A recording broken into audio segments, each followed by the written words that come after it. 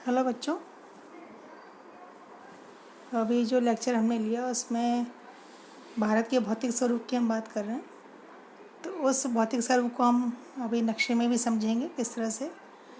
जो भौतिक स्वरूप है उसमें जो पहला स्वरूप है बच्चों वो है पर्वतीय क्षेत्र। ठीक है, हिमालय पर्वत श्रृंखला। ये पर्वत श्रृंखला जो है वो 3 हिस्सों में, ये जो आप देख रहे हो ना लाइनें ब्राउन कलर से पहाड़ों को दर्शाते हैं। तो ये लाइनें, तो सबसे ऊपर वाला जो हिस्सा है बच्चों वो हिमालय वाला जो कहलाता है, जहाँ पे बहुत सारी हिमानियाँ हैं, मतलब बर्फ़ के ढके हुए पहाड़ हैं, बर्फ़ की नदियाँ हैं। ठीक है, महान हिमालय के नाम से इसको जाना जाता है, हिमालय पर्वत श्रृंखला। ठीक है, यहाँ पे देखो आप ये सभी नाम देख रहे हो। जो भौतिक आकृतियाँ हिमालय पर्वत श्रृंखला है, उत्तरी मैदान है, प्रायद्वीपीय पठार है, भारतीय मरुस्थल है, तटीय मैदान है और द्वीप समूह है। तो इसमें हम जो पहला ले रहे हैं हिमालय की पर्वत श्रृंखला, तो ये महान हिमालय जो है, जहाँ पे देखिए दिया है हमेशा ये बर्फ़ से ढकी रहती है, हिमानियों का प्रवाह होता है यहाँ पर। तो ये जो एरिया है, ये ऊपर देखा आप, यहाँ पर आपको कुछ प्रमुख पहाड़ियों के नाम भी दिख रहे होंगे, जैसे काराकोरम है, नंगा पर्वत है यहाँ पर। ठीक है, फिर यहाँ पे गुड़ला मंदाता देखिए, यहाँ पे जो आपको दिख रहा है, बारालाचा दिख रहा है यहाँ पर, धौलागिरी है, अन्नपूर्णा है, एवरेस्ट, मकालू, कंचनजंगा दिखा, नामचा, बरुआ देखिए यहाँ पर। ये सब क्या है, पहाड़ी हैं। ठीक है, फिर आता है अपना बीच वाला हिस्सा जो है, तो ये निम्न हिमालय कहलाता है। मतलब हिमालय के इन्होंने जो ऊंचाई है नीचे से लेकर ऊंचाई तक जहाँ जहाँ तक ये फैला हुआ है उसको अलग अलग हिस्सों में इन्होंने कर दिया है। तो बीच वाला जो हिस्सा होता है वो होता है निम्न हिमालय। तो यहाँ पर भी जैसे कुल्लू मनाली वाले जो क्षेत्र हैं वो इसके अंतर्गत यहाँ पर ऊंची पहाड़ियाँ जो है उसमें आ जाती हैं। जो सबसे नीचा वाला हिस्सा आता है जो वो है शिवालिक। देखिए यहाँ पे शिवालिक लिखा हुआ है, शिवालिक श्रेणियाँ। तो निम्न हिमालय और शिवालिक के बीच के जो क्षेत्र हैं इसमें दून मतलब घाटियाँ आती हैं, जिसमें देहरादून आपने सुना होगा, दून घाटी यहाँ पर है। और ये देखिए यहाँ पे नदियाँ जो बह रही हैं सारी, ये यहाँ से ही निकली गई हैं। गंगा नदी, यमुना नदी, घाघरा, गंडक, सोन, कोसी, और ये ब्रह्मपुत्र यहाँ से, मानसरोवर झील देखिए यहाँ पे ऊपर, कैलाश श्रेणी। तो ये सब जो है अपना हिमालय वाला क्षेत्र आ जाता है। इसको आप और ध्यान से देखेंगे तो आपको बहुत सारी नदियाँ यहाँ से निकलती हुई दिखाई देंगी। कुछ बड़े बड़े जो यहाँ पर पर्वतों के नाम भी हैं और कुछ बड़े कैलाश श्रेणी, कैलाश पर्वत जो है यहाँ पर, मानसरोवर झील है, एवरेस्ट आपको दिख ही रहा है, सबसे ऊंची चोटी ये यहाँ पर है। ठीक है, फिर हम बात करते हैं प्रॉपर और सब जो क्षेत्र हैं उनकी। तो यहाँ पे आपको बच्चे दिख रहा है उत्तरी मैदान। उत्तरी मैदान में देखो आप बहुत सारी नदियाँ, आपको जब भी हमने चर्चा की थी, गंगा, यमुना, घाघरा, गंडक, सोन, कोसी। तो ये नदियों के द्वारा निर्मित ये क्षेत्र है उत्तरी मैदान। उसका डिटेल मैंने आपको पहले बता ही दिया था आपके बुक में से। तो ये अपना दूसरा जो है भू आकृति वाला क्षेत्र आ जाता है। ये मरुस्थल क्षेत्र है, ये चौथे नंबर का है। अरावली देखो आप किस दिशा में है।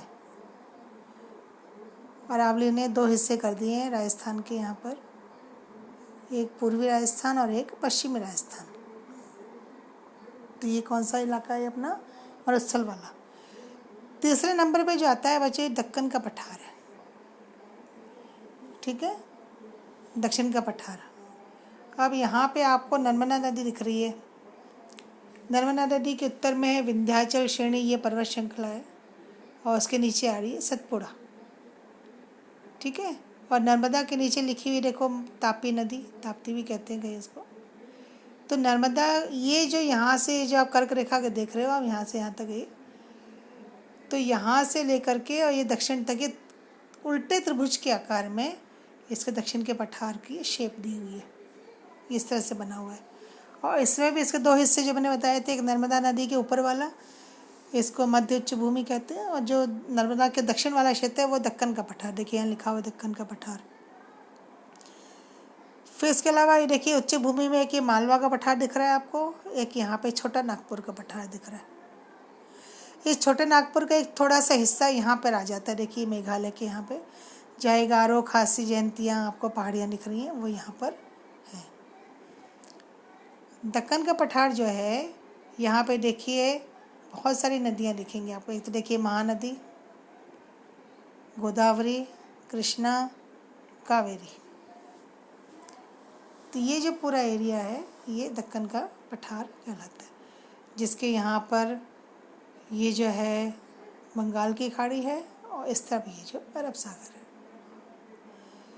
फिर आता है तटीय प्रदेश। तटीय प्रदेश में समुद्र जो है अरब सागर जैसे अपन कहते हैं। तो एक तो देखो आप दिख रहा है यहाँ पे पश्चिमी घाट, और यहाँ दिख रहा है पूर्वी घाट। ये लिखा हुआ है देखिए पूर्वी घाट। इनके भी अलग अलग हिस्से। ये महाराष्ट्र में जो ये यहाँ से लेकर के सीधे नीचे तक गया है हिस्सा, ये पश्चिमी घाट है। इसके जो नाम दिए गए, तो देखिए मुंबई उनके आसपास का क्षेत्र तो है, कोंकण वाला क्षेत्र देखिए यहाँ लिखा हुआ है कोंकण, ठीक है। और साउथ की तरफ देखिए आप, यहाँ पे लिखा हुआ है मालाबार तट, ठीक है आपको। तो ये यहाँ के इसके जो है हिस्से 3 हिस्सों में बटा हुआ है। और ये जो पूर्वी तट है, इसमें देखिए इसका उत्तरी हिस्सा तो है उत्तरी सरकार, और यहाँ पर है कोरोमंडल तट, ठीक है। तो मतलब एक तरह से ये यहाँ पे 3 हिस्से जाते हैं। सौराष्ट्र तट हो गया, कोंकण तट हो गया, मालाबार तट हो गया, और ये कोरोमंडल और उत्तरी सरकार तट, ये इसके हिस्से यहाँ पर बने हुए। अभी जो पश्चिमी घाट है ये यहाँ से लेकर यहाँ तक फैला हुआ है, ठीक है। और ये दक्षिण की ओर इसकी ऊंचाई जो है वो ज़्यादा ऊंची होती गई है। और पूर्वी घाट जो है, इसमें सबसे ऊंची जो पर्वत उसकी आती है बात, वो है महेंद्रगिरी। तो ये महानदी से लेकर के और ये पूरा नीलगिरी की पहाड़ियों तक यहाँ तक ये फैला हुआ है। और दक्षिण के पठार में प्रमुख देखिए पहाड़ियाँ हैं, अनाईमलाई है, अनाईमुड़ी है, नीलगिरी की पहाड़ियाँ हैं। ये इसका क्षेत्र यहाँ पर है। तो दक्षिण के पठार का ये हिस्सा आपको दिख रहा है यहाँ पर, ठीक है। और फिर आता है द्वीप समूह। तो अरब सागर में तो बच्चों ये आ गया लक्षद्वीप,